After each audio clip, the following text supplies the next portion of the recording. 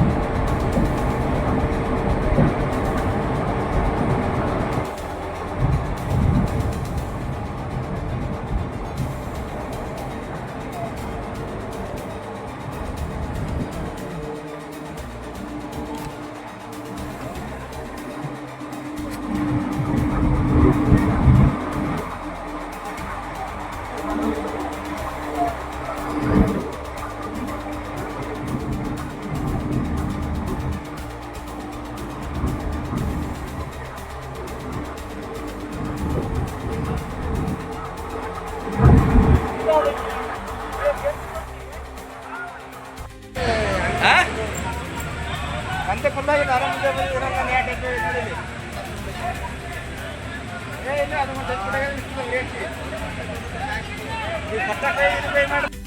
ಬರಬೇಡ್ರಿ class ಪಟ್ಟ ಸುಟ್ಟು ಹೋಯ್ತಲ್ಲ, ಭುಜದ ಪಟ್ಟ ಸುಟ್ಟು ಹೋಗ್ಯದಲ್ಲ. ಏನ ವಿಡಿಯೋ ಮಾಡ್ಬೋಡ್ರು, ಬೈತಾರ. ಕಸ್ಕೊಂಡ್ರಂದ್ರೆ ಇವ್ರು ಕಾರ್ಖಾನೆ ನಡೀತು ಡೌಟಿ. ನಾನು ಯಾವ ಹುಡಿ